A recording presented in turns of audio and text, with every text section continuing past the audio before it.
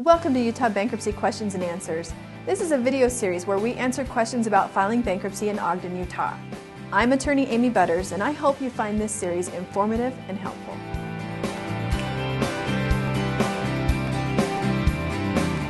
Now this is video 4, the different chapters of bankruptcy. So we're going to start with probably the most common chapter, which is chapter 7, often called a straight bankruptcy or a liquidation. And here's how it works basically, and then I'll expound on that a little bit. Essentially, non-exempt property is surrendered so that it can be sold to pay for debts.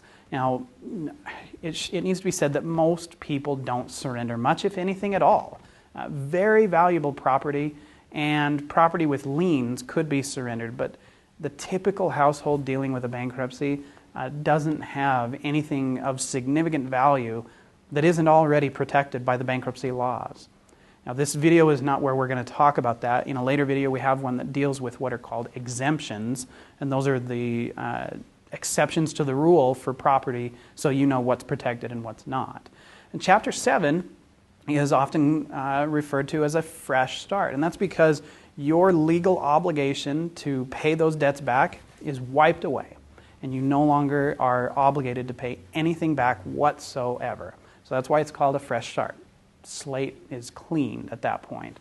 Now, some facts about it. It does stay on your credit report for 10 years. And this is something that we touch on in one of our credit videos where we talk about the importance of dealing with credit after bankruptcy. But, as far as from a factual standpoint, it is on there for 10 years.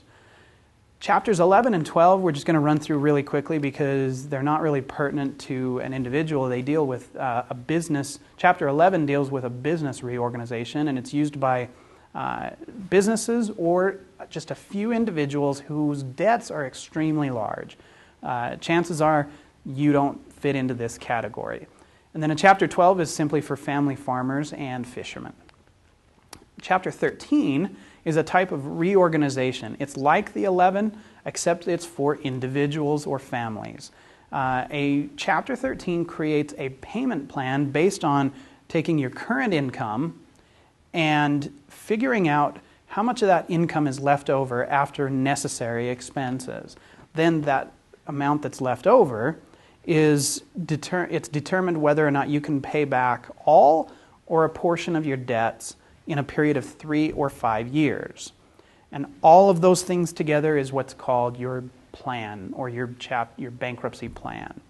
And it has to be completed within at least the 5-year time frame, but it could be the 3-year time frame. And something that's important to know is that you're not necessarily in a position where you're going to be paying back 100% of your debt. If all that's left over after your expenses are figured out is enough to pay back, say, 10 cents on the dollar, then that's what your plan would end up being because it is based on leftover income.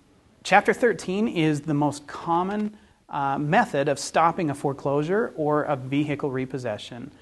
And this is one of the great features of a 13. Tax debts can be included in the plan, and interest charges stop accruing. We have a client right now who's going through that exact problem. For the last 5 years, he's been paying and paying and paying, and then he contacted the IRS thinking, gosh, it's been 5 years, surely my debt's been paid off.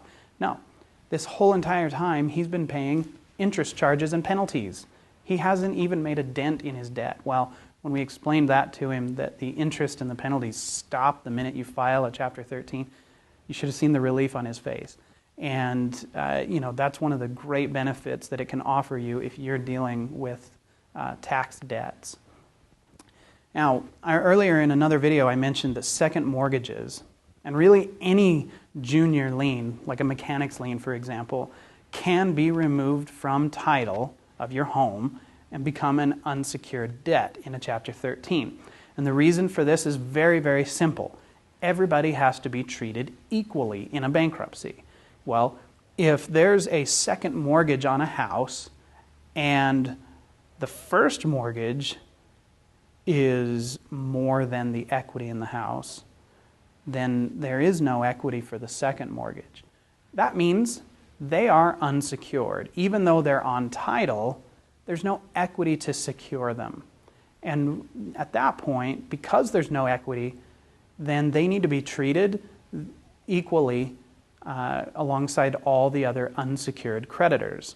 And so what ends up happening is the court issues an order to strip off that second mortgage from the house's title, and then that debt gets handled with all the other unsecured creditors. So to give you an example, let's say that your income that was left over dictated that you were only paying back 10 cents on the dollar to your unsecured debts. And let's say you have a $10,000 second mortgage that is completely upside down on your house. The lien strip would take that off of your title, and then it would get lumped in with all of your unsecured creditors, at which point you'd be paying back $2,000, or I'm sorry, $10,000. $1,000. You'd be paying back $1,000 of the original $10,000 balance because it is now part of the unsecured creditors. Now, if you enjoyed this video, but you feel like you still have some unanswered questions, don't worry, we've got you covered. We've actually created an entire video series that answers all the commonly asked questions about bankruptcy in Utah. Go ahead on over to our website, ogdenbankruptcylawyers.net, and there you'll be able to download our free ebook, and you'll be directed to our main website where the entire video series is located.